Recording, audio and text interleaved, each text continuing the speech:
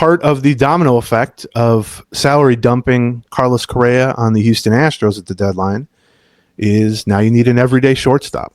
And we've seen Brooks Lee play some shortstop last year and this year in place of Correa. We've this year especially seen him bounce around second base, third base a lot. Kind of an even split, something like that, I would say.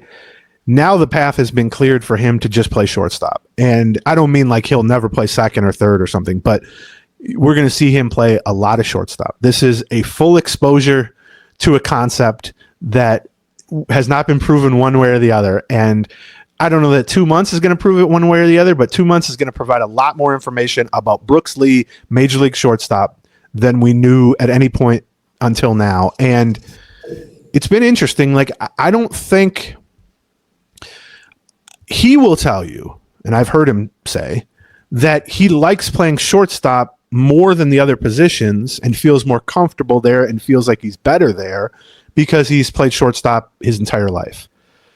Whereas, I mean, that's true of a lot of guys. A lot of guys play shortstop their whole life till they get to the majors, and then they don't play shortstop because everybody plays shortstop. Looking at his numbers right now, he started 44 games now at shortstop for the Twins for his career since debuting last summer.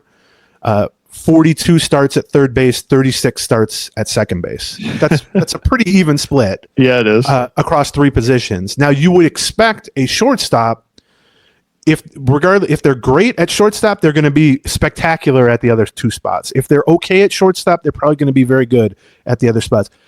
I actually think he hasn't. I thought he looked better last year at third base and second base than he's looked this year, especially third base, I will say. And I actually think, I don't know what the numbers say because it's a small sample number anyway, but I actually think he's looked better at shortstop this year than at the other two positions. It does seem to go along with what he says. He just looks more comfortable there. The actions there seem just sort of more natural to him. I think, he has some skill set issues there in terms of athleticism, size, speed, range. He doesn't have the strongest arm, but I think he has shown an ability to sort of improvise there, which is a key element to being a good shortstop. Charging in on balls. Can you throw on the run? Can you dive and get it and get up and get a decent throw off? And that's the sort of thing that comes when you've played there your whole life. Exactly. By the way. Or we saw a turn double play against the Tigers where the second baseman flipped it to him. He was coming across the field, went across the base and smoothly threw to first base. Those are just things that come with, tens of thousands of reps over the last decade or whatever for a shortstop. And so that's huge because particularly when paired with his hitting has not been impressive at all. And I know he hit a homer against the Tigers, which is good to see. But, we're looking at a guy now who has 145 games in the majors. So basically one full season in the majors. He's hitting 237 with a 637 OPS. That's a 75 OPS plus. And even this year, which has been better than last year, he has an 80 OPS plus. So 100 is average, which means he's roughly 20% worse than a league average player. Like we talked about with Larnach. Larnach is basically right at 100. Well, the flip side, we talked about like with Larnach, an average OPS for a plotting defensive left fielder is not good because those guys tend to out hit the average. Well, the flip side is, shortstops and even second basemen, good defensive infielders tend not to hit as well as the average player. And so the bar for Brooks Lee to hit at an acceptable level, or let's say a starting caliber level, if he's able to be a good defensive shortstop or even an average acceptable defensive shortstop, is pretty low. Now it's higher than he's shown so far for sure.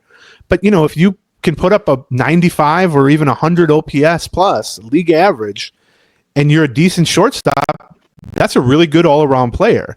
Right. Now, unfortunately, we don't know yet that he can be a decent defensive shortstop on an everyday basis.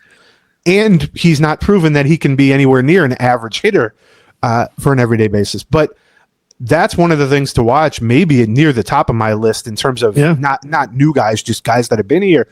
Can Brooks Lee give them an overall confidence level heading into next season, heading into this offseason, that he can be your starting everyday shortstop and he can be solid defensively and a contributor offensively. And I think he's capable of it, but I think it's definitely he needs to show it on both sides of the ball. And I'm glad you covered the defensive part first, because that to me is sort of the thing I'm going to be watching most closely over August and September. You know, I'll give him more time to figure out how to develop as a hitter. You know, you mentioned his 80 OPS plus. Well, it was even worse last year. So, you know, at least he's trending in the right direction in that thing. Another 13, 14 years, he'll be over 100 at this rate. But, you know, they're going to need a shortstop next year. Like, that's something that's going to happen over this. Either if he can't handle it, they're going to have to find themselves a shortstop over the offseason. Right. And yes, so the question is, can you pencil him in as the shortstop, feel comfortable enough with him defensively to trot him out there every day, and then take what you can get offensively, comfortable enough that he will continue to develop offensively, that he'll get to the point where, you know, maybe he can be there on a more regular basis, or maybe you can, you know, cover things for a year or two and wait for another shortstop to be coming up from the minor leagues sometime. Right, which they have both Culpepper and Marek Houston. You know, there's no guarantee that Culpepper will be a above average shortstop. I think the general consensus is Houston will be an above average shortstop, but he's also currently playing at single A and was drafted a month ago, not even a month ago. So yeah, I mean, there's a window here until at least next summer for Brooksley to just take hold of that position and maybe never give it back, or at least hold it for several years. But there's also a window here where if he hits as poorly as he has overall and he looks a little overmatched playing shortstop every day for the next 40 or 50 games, maybe you go into the offseason and you say, all right, we're going to play him at second base, or we're going to make him a utility guy or whatever. And then you need a shortstop to at least keep the position warm until Culpepper is ready. I think they would probably lean on the side of almost, unless it's a total disaster for Brooksley defensively, I think they would lean towards he's the shortstop opening day next year no matter what, because they don't have the resources, and they also don't really have the motivation from a contention standpoint to go spend $10 million or go make a trade for some 30-year-old shortstop to be a placeholder. And welcome to the end of this video. There's lots more. For another, just click on one of these boxes. Or click on this circle in the middle to subscribe to all of our Twins Talk. Thank you.